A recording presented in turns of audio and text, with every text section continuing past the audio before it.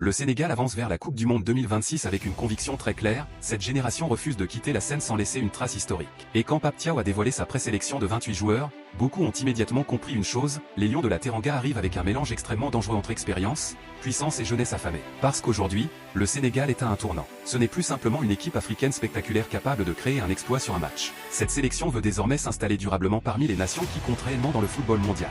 Et quand tu regardes cette liste, tu comprends rapidement l'idée de Pape Thiaw, construire une équipe capable de survivre au très haut niveau moderne. Une équipe capable de défendre bas, de presser haut, de ressortir proprement le ballon et surtout, de tenir mentalement face aux grandes nations. Mais derrière cette ambition énorme, une vraie question commence à inquiéter les supporters sénégalais, est-ce que cette génération arrive encore au sommet au bon moment, ou légèrement trop tard? Parce que plusieurs cadres historiques avancent sérieusement en âge. Kalidou Koulibaly reste le patron défensif naturel de cette équipe. Son leadership, son agressivité et sa lecture du jeu sont encore essentiels.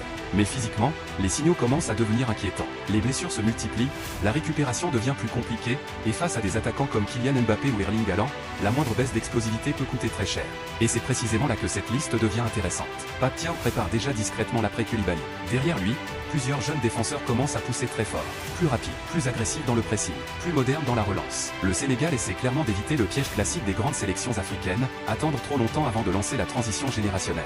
Dans les buts, Edouard Mendy reste le numéro 1 logique. Même si sa carrière a connu des périodes compliquées récemment, son expérience des grands rendez-vous reste immense. Et dans une Coupe du Monde, l'expérience d'un gardien peut totalement changer le destin d'une équipe. Une parade décisive peut envoyer un pays entier en huitième. Une erreur peut détruire 4 années de travail. Mais honnêtement, le secteur le plus impressionnant du Sénégal reste probablement le milieu de terrain. Idrissa Gana Gueye continue d'être le moteur silencieux de cette équipe. Même à son âge, il court encore partout. Il récupère, il presse, il ferme les espaces, il calme les moments de panique. Mais il y a une réalité que personne ne peut ignorer, il ne pourra pas éternellement couvrir autant de terrain. Et c'est exactement pour ça que toute l'attention se tourne aujourd'hui vers Lamine Camara. Beaucoup considèrent déjà qu'il sera le futur visage du football sénégalais. Et honnêtement, ce n'est pas exagéré. Son profil correspond parfaitement au football moderne, agressif sans ballon, propre techniquement, capable d'accélérer le jeu en une touche et surtout capable de casser les lignes balle au pied. Ce genre de milieu devient aujourd'hui indispensable au très haut niveau européen. Cette Coupe du Monde pourrait être le tournoi qui le révèle définitivement au monde entier. Et offensivement, le Sénégal possède probablement l'une des attaques les plus imprévisibles d'Afrique. Évidemment, tous les regards resteront tournés vers Sadio Mané. Même si certains estiment qu'il n'est plus au sommet de sa carrière, il reste le symbole absolu du football sénégalais. Son expérience des grands matchs est immense. Et surtout, il garde cette capacité rare à changer un match sur une seule action. Mais cette fois, la situation est différente.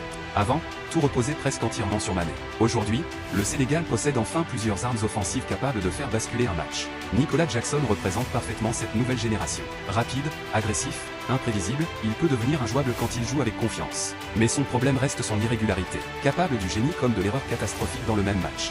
Et pourtant, ce type de joueur devient souvent décisif dans les grandes compétitions. À côté, Ismaïla Sarr reste une arme de destruction en transition rapide. Dès que le Sénégal récupère le ballon, il peut transformer une action banale en occasion énorme grâce à sa vitesse. Et puis il y a Iliman Ndiaye, probablement l'un des profils les plus importants tactiquement dans cette équipe. Parce que contre des blocs défensifs très organisés, le Sénégal aura besoin de joueurs capables de créer du désordre entre les lignes. Et Ndiaye possède exactement cette qualité. Mais le vrai problème du Sénégal ne concerne pas le talent individuel. Le vrai problème est collectif. Parce qu'avoir de grands joueurs ne suffit absolument pas pour réussir une Coupe du Monde. Morocco l'a récemment démontré, pour aller loin, il faut une discipline tactique presque parfaite. Et c'est précisément le défi de Pape Thiaw.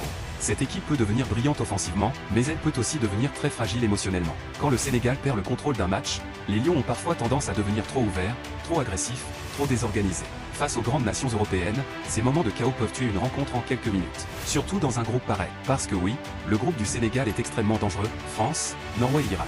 Et si on est lucide, le vrai test sera immédiatement physique et défensif. Contre la France, chaque erreur de placement peut être punie instantanément. Contre la Norvège, la puissance d'Haaland peut détruire une défense entière. Le Sénégal aura besoin d'une concentration presque parfaite pendant 90 minutes. Ce qui rend cette équipe fascinante, c'est qu'elle possède probablement le plus grand potentiel offensif de son histoire, mais aussi plusieurs fragilités inquiétantes. Des cadres vieillissants, une défense parfois lente, une transition générationnelle encore incomplète, et surtout, une énorme pression psychologique. Parce que depuis l'épopée mythique de 2002, tout le pays attend un nouveau parcours historique. Et cette génération sait probablement qu'elle n'aura plus beaucoup d'occasions. Cette Coupe du Monde ressemble presque à une dernière mission pour plusieurs cadres. Et honnêtement, c'est peut-être ce qui rend ce Sénégal aussi dangereux. Parce qu'une génération qui sent la fin approcher joue souvent avec une intensité différente. Alors maintenant, une seule question compte vraiment, est-ce que les Lions de la Teranga vont réussir le plus grand mondial de leur histoire, ou est-ce qu'on assiste déjà à la fin progressive de leur génération dorée?